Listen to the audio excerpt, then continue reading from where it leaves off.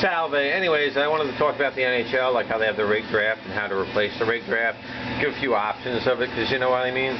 So it's like pretty much, you know, I'm the faceless, nameless Daoloth. People might know me from fantasy hockey and other sites. But I mean, look at that. That says that it's a authentic ice game jersey. Authentic. So it's saying it's a game-worn jersey.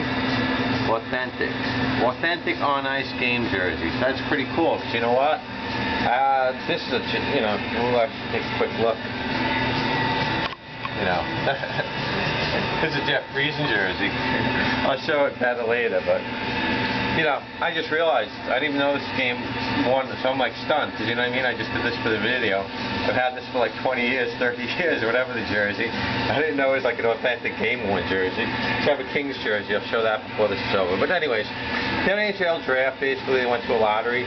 To have a draft in the first place is so you can rig things, so you can control the flow of everything. So if you deny that a draft is to rig things in the first place, there's really no point listing beyond this, because the draft is to rig things. It's to control what players, especially the first pick and some of the other picks, where they go. So, you know, you had Crosby going to the Penguins, and you have basically, let's put it in perspective. Montreal, you know, the top 6 teams are always favored. Montreal has the most first overall picks ever. Original 16, 5. The team that's second is the Oilers with 4. And they had 3 years in a row where they had the first overall pick, so it's absurd. The Devils had 2 picks recently, 2017, 2019. So just from 2010 alone, the Oilers had like 4 number 1. So it's rigged. Let's not even go there. Why do they rig it? Because they want to control players going to certain teams. Like Toronto gets Matthews. You know, the Rangers get the first overall pick this year. And you also sometimes see them get like the 2nd pick, the 3rd pick. They move up, like the Blackhawks move down.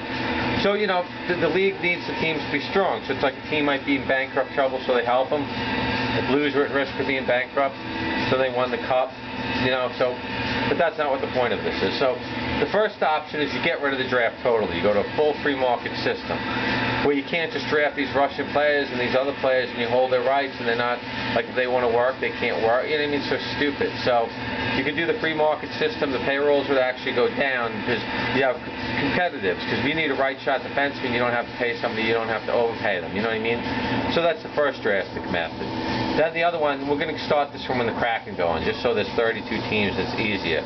So the next method would be you have 16 teams, you have a live drawing, each team is representative of a ball, and it comes up, and whatever ball that is, that's the order that they pick in, and you have it live. There's no games. Every team, you know, team would have 1 in a 16 chance. And I also think that they should do what order the team would draft the year before, so you know where you finish and where you're going to draft. That's another thing I think would help.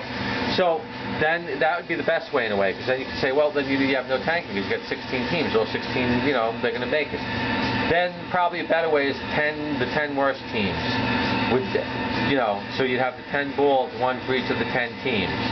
So that way it'd probably be a little less tanking options, because if you're one of the worst 10 teams, then you have a chance, 10% chance for the first overall pick. And 11 to 16 to avoid any tanking, if that's a problem. You'd have 11 to 16 have a second draw, but you have it all live, so you can watch it on TV, and it's exciting.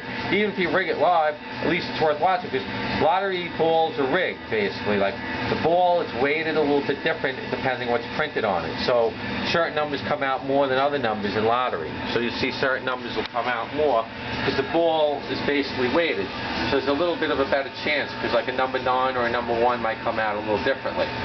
So basically, I think those would be the best options. And then you have the Kings. It's an authentic Kings, but it's not, you know, it's a nice Kings jersey, silver and black.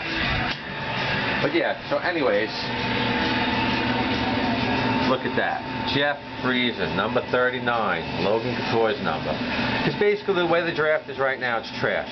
The way the Rangers were rigged for the first pick, I knew they were going to get it. I said it was going to be an original 6 team, or I said it was going to be like the Penguins, or is this team or that team. So you always know who basically is going to get it. And they want to control certain players, so they go to certain franchises. And it's like really stupid.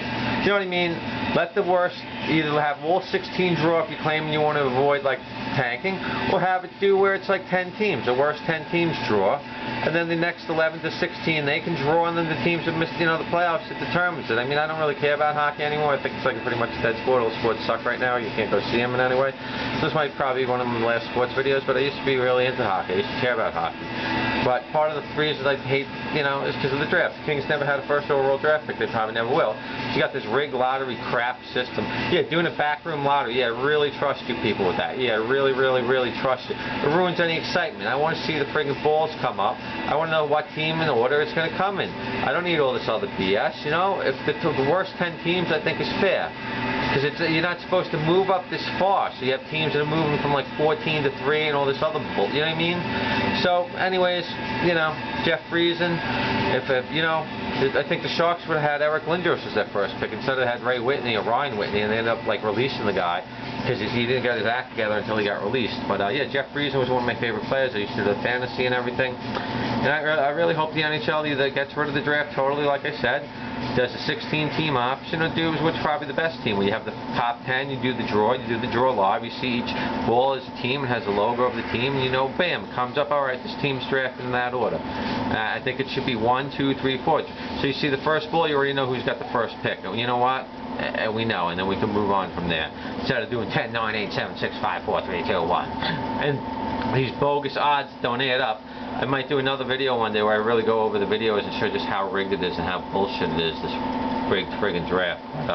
Anyways, I hope somebody saw this, and hope somebody remembers Jeff Friesen. Logan Couture is one of my favorite players too, so I'm really glad that he had number 9. 39, but you know what, I'm so glad. This is an authentic game worn jersey. I had no idea. I was like, wow, I'm like, damn, this jersey is heavy as anything. My arms broke out once. I took a census test when I was wearing this, so yeah. But yeah, anyways, I really hope that they adopt my drafting, and maybe I'll talk about other things. Take care.